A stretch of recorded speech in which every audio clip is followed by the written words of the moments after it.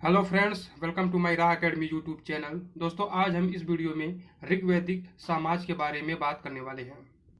बात करेंगे ऋग्वैदिक सामाजिक स्थिति कैसी थी। दोस्तों, हमने पिछली वीडियो में ऋग्वैदिक काल के भौगोलिक विस्तार में विस्तार से चर्चा किए हैं। उस वीडियो की लिंक हम इस वीडियो के डिस्क्रिप्शन बॉक्स में आपको प्रोवाइड करा देंगे। दोस्तों, अगर यह जानकारी आपको महत्वपूर्ण लगे तो कृपया करके चैनल को सब्सक्राइब करें, वीडियो को लाइक करें और ज्यादा से ज्यादा यह वीडियो दूसरे लोगों तक पहुंचाएं। दोस्तों, तो चलिए शुरू करते हैं। दोस्तों, ऋग्वैदिक समाज पितृसत्तात्मक समाज था तथा संयुक्त परिवार प्रथा प्रचलित थी। ऋग्वैदिक समाज कैसा था? ऋग्वैदिक समाज पितृसत्तात्मक था। पितृसत्तात्मक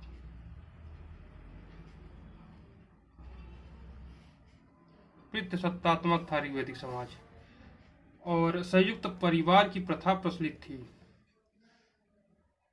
संयुक्त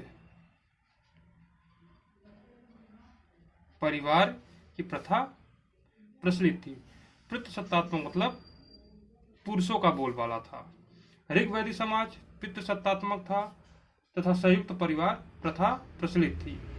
समाज की सबसे छोटी इकाई कुल थी। समाज की सबसे छोटी इकाई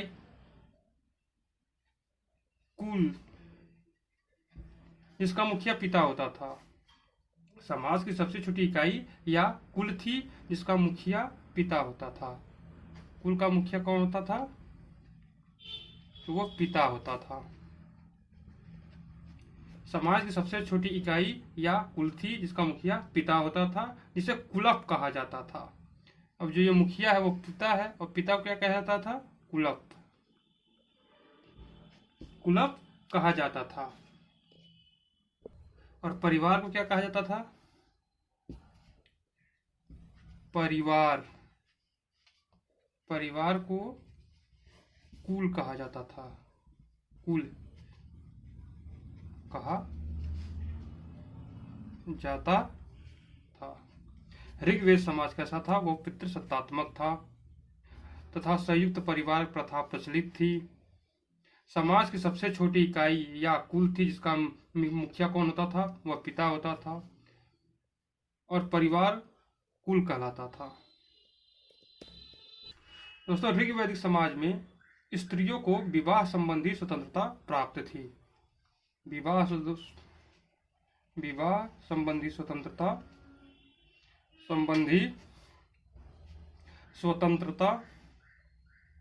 स्त्रियों को प्राप्त थी।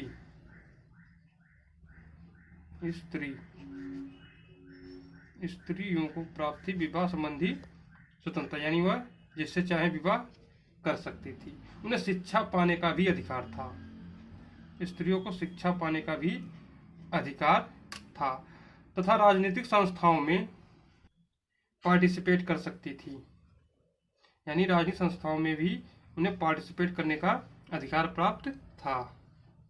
दोस्तों, ऋग्वैदिक काल में स्त्रियां अपने पति के साथ यज्ञ के कार्य में शामिल होती थी। यज्ञ के कार्य में स्त्रियां शामिल होती थीं। इस काल में स्त्रियां अपने पति के साथ यज्ञ के कार्य में भी शामिल होती थीं। साथियों, इस काल में बाल विवाह, सती प्रथा तथा पर्दा प्रथा का प्रचलन नहीं था। इस काल में विधवा विवाह की प्रथा प्रचलन में थी। पुत्रियों का उपनयन संस्कार किया जाता था, और इस काल में अस्पृश्यता का प्रचलन नहीं था, यानी छुआछूत का भी प्रचलन इस काल में नहीं था। बाल विवाह नहीं होता था। सती प्रथा, पर्दा प्रथा का प्रचलन नहीं था। इस काल में विधवा विवाह की प्रथा प्रचलन में नहीं थी। पुत्रियों का उपनयन संस्कार किया जाता था। इस काल में छुआछूत प्रचलित नहीं था। दोस्तों, इस काल में एक पत्नीत्व विवाह ही प्रचलित था। इस काल में एक पत्नी वाला विवाह, एक पत्नीत्व विवाह ही प्रचलित था तथा विवाह में दहेज प्रथा जैसी कुप्रथा का प्रचलन नहीं था। दहेज कुप्रथा इस काल में नहीं थी।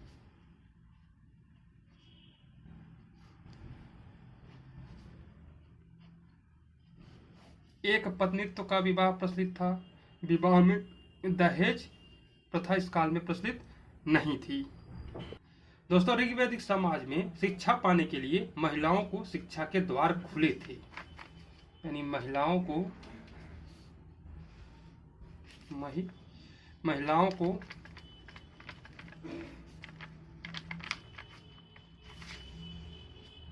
शिक्षा के द्वार खुले थे। शिक्षा के द्वार खुले थे।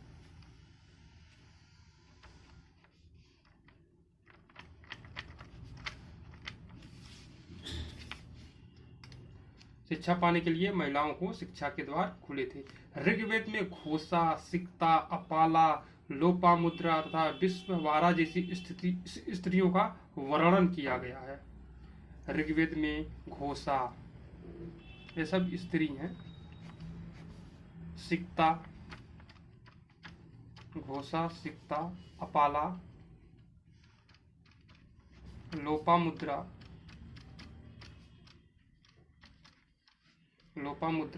विश्ववारा,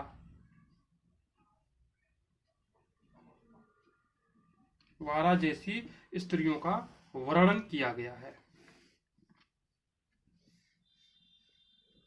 ऋग्वेद में घोषा, सिक्ता, अपाला, लोपामुद्रा तथा विश्ववारा जैसी विदुषी स्त्रियों का वर्णन किया गया है।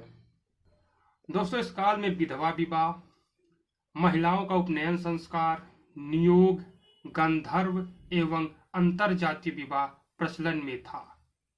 पुत्र प्राप्ति के लिए नियोग प्रथा स्वीकार की गई थी।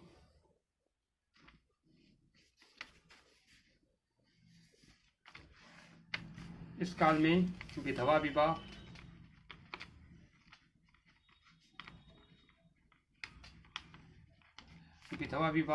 महिलाओं का उपनयन संस्कार,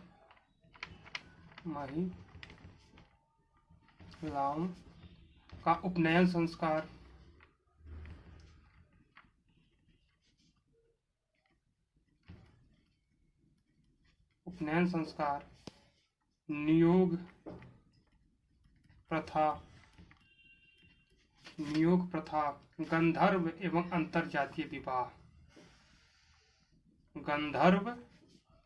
एवं अंतरजातीय विवाह,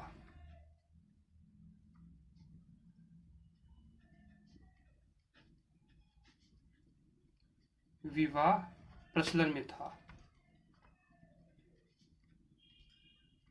और पुत्र प्राप्ति के लिए नियोग प्रथा स्वीकार की गई थी।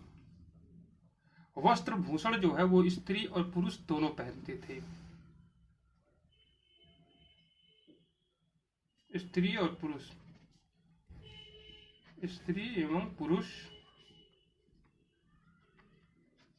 वस्त्र भूषण ये दोनों पहनते थे। वस्त्र भूषण दोनों को पसंद था, स्त्री और पुरुष दोनों को प्रिय था। इस काल में दास प्रथा का प्रचलन था।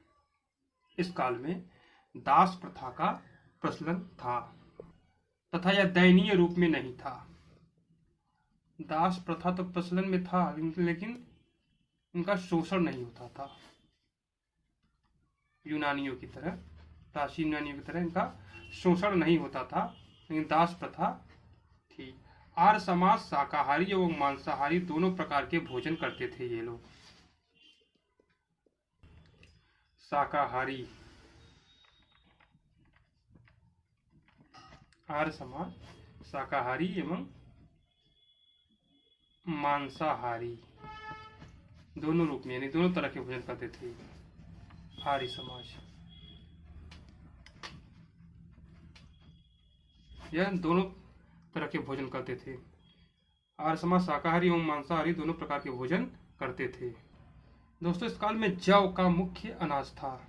इस काल में जौ यहाँ का मुख्य अनाज था। इसी को यव भी कहा जाता है।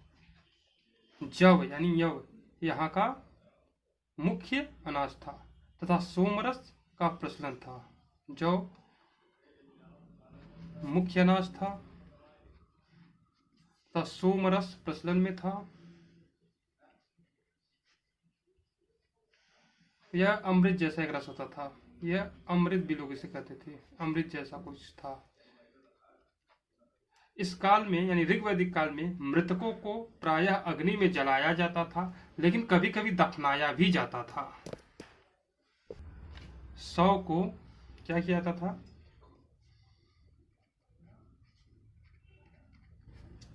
शव को अग्नि में जलाया जाता था।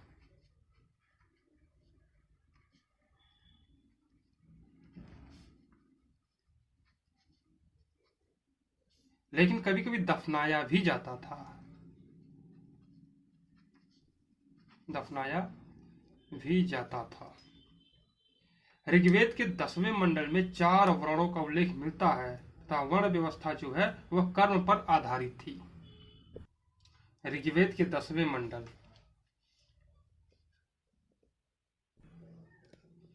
ऋग्वेद के 10वें मंडल, 10वें मंडल में 4 वर्णों का उल्लेख मिलता है तथा वर्ण व्यवस्था जो है वह कर्म पर आधारित थी, कर्म पर आधारित वर्ण व्यवस्था थी। वर्ण व्यवस्था कर्म पर आधारित थी। दोस्तों आप सबको तो पता होगा, मुख से ब्राह्मण निकले थे, बाहु से क्षत्रिय, जंघा से वैश्य और पैर से शूद्र का जन्म हुआ था। ये 4 वर्णों के बारे में बताया गया है। मनोरंजन के साधनों में संगीत गायन, संगीत वादन, नृत्य, चौपड़, शिकार, अश्वधावन आदि शामिल थे।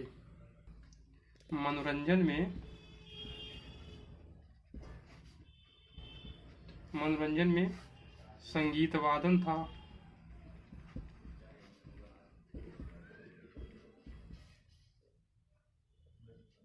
संगीत गायन,